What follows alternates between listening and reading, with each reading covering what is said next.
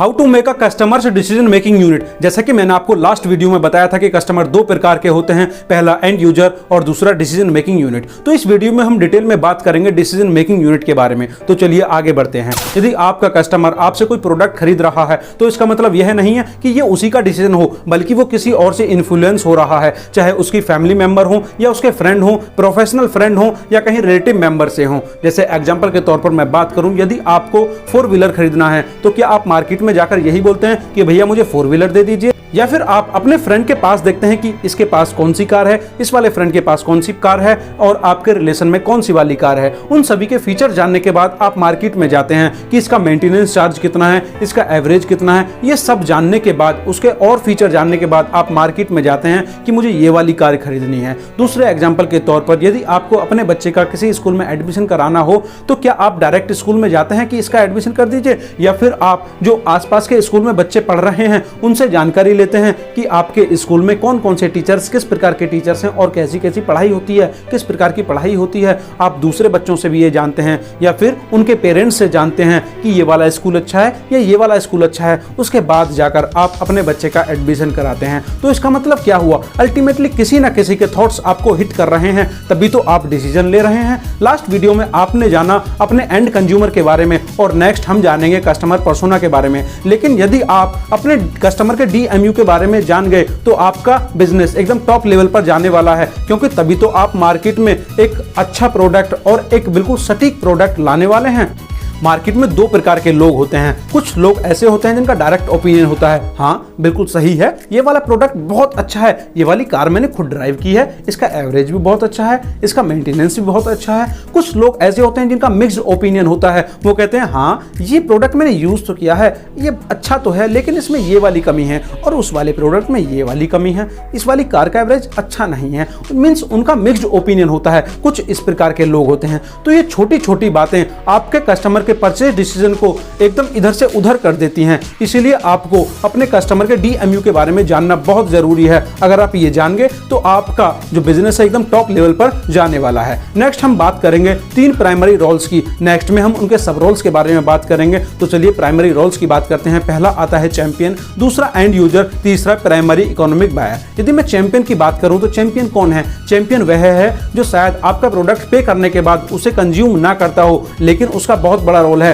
वो मार्केट में word of mouth है आपके लिए। वो आपके कस्टमर के पास डायरेक्ट ना जाता हो कि भैया ये वाला प्रोडक्ट ले लीजिए। जैसे एग्जांपल के तौर पर मैं बात करूं, यदि बायजूस आपको बच्चे को आपको कोई क्लासेस देनी है, बायजूस उसका जो एडवर्टाइजमेंट कौन करता है? शाहरुख खान। तो शाहरुख खान यहां पर कौन है? चैंपियन। क्योंकि वो डायरेक्ट तो आपके कस्टमर के पास नहीं गया, लेकिन आपका कस्टमर कहीं ना कहीं उनसे इन्फ्लुएंस हुआ है, उसके बाद उसने बायजूस का प्रोडक्ट लिया है, उसके बाद वो अपने बच्चे को पढ़ा रहा है। दूसरे नंबर पर मैं बात करूं एंड कंज्यूमर की। एंड कंज्यूमर वो है जो आपका प्रोडक्ट डायरेक्टली कंज्यूम कर रहा है। यदि मैंने यहां पर बायजूस का ही एग्जांपल लिया है तो बायजूस में ये आपका बच्चा जिसको आपने प्रोडक्ट दिया है वो पढ़ रहा है, तो वो कौन है? एंड कंज्यूमर, क्योंकि वो प्रोडक्ट कंज्यूम कर रहा है। थर्ड लेवल पर मैं बात करूं तो तीसरा कौन आता है?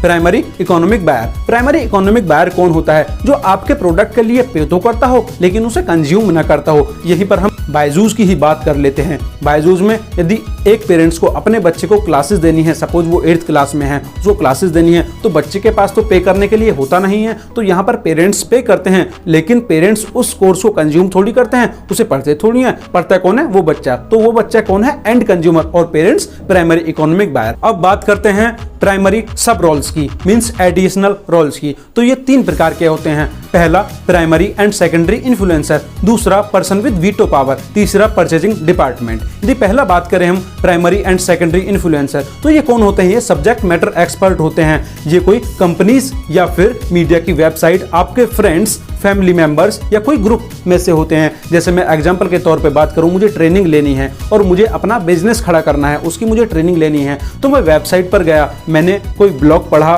वहां पर देखा कि बड़ा बिजनेस की जो वेबसाइट है, बड़ा बिजनेस की जो कंपनी है वो बहुत ही अच्छी है। वहां पर जो बिजनेस के बारे में सिखाया जाता है वो लोग सिखाते हैं जो ऑलरेडी बिजनेस कर रहे हैं। एकदम प्रैक्टिकल नॉलेज दी जाती है, जो हार्वर्ड का लेवल का कंटेंट है वो सिखाया जाता है आपको, जो पूरी इंडिया में कहीं भी नहीं है, किसी और ट्रेनर के पास ऐसा नहीं है। डॉक्टर विवेक बिंद्रा जी तो सिखाते हैं और साथ में वो लोग सिखा रहे हैं जो इंडिया में बड़े बड़े बिजनेस टाइकून्स हैं, वो आपको सिखाते हैं। तो मैंने देखा कि इससे बढ़िया तो बात ही नहीं है। फिर मैंने नीचे आकर देखा कि क्या कि ये कोर्स 15 तारीख को खत्म होने जा रहा है। इसकी एक फेयरवेल है। 15 अगस्त के बाद, आज़ादी के दिन के बाद ये कोर्स नहीं मिलने वाला है। तो मेरा माइंड में एकदम हिट हुआ और मैंने डिसीजन तुरंत ले लिया और फिर मैंने ये कोर्स परचेज कर लिया। तो ये कौन हुए? Primary and secondary influencer. उनसे इन्फ्लुएंस होकर मैंने ये परचेज कर लिया कोर्स। दूसरा, पर्सन विद वीटो पावर। तो वीटो पावर का मतलब तो यहाँ पर आपको पता होगा, जैसे आपको पता है एकदम पावर।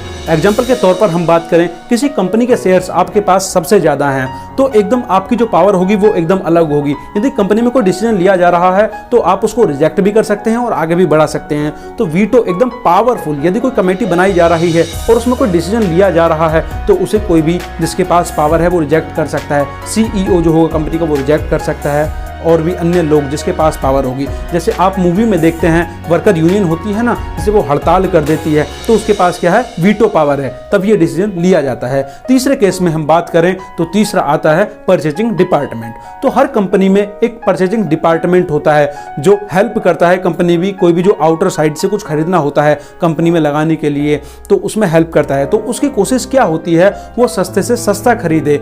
उसे प्रोक्योरिंग डिपार्टमेंट भी कहा जाता है क्योंकि प्रोक्योर करता है हर एक चीज को। जैसे किसी और कंपनी में वही प्रोडक्ट 100 रुपए का लिया है तो उसी कंपनी में उस परचेजिंग डिपार्टमेंट ने वही प्रोडक्ट 80 रुपए में लिया है तो वो आकर बताता है देखिए मैंने 80 रुपए में लिया है, तो उसके नाम की एकदम ताली बज जाती है। तो बिल्कुल इसी प्रकार इसे प्रोक्योरिंग डिपार्टमेंट भी कहा जाता है। तो आप समझ चुके होंगे कि आपको अपने कस्टमर का DMU समझना कितना जरूरी है, कितना इंपॉर्टेंट है और उसे इंप्लीमेंट करना कितना जरूरी है। तभी आप मार्केट में एक अच्छा और एकदम सटीक प्रोडक्ट ला पाएंगे।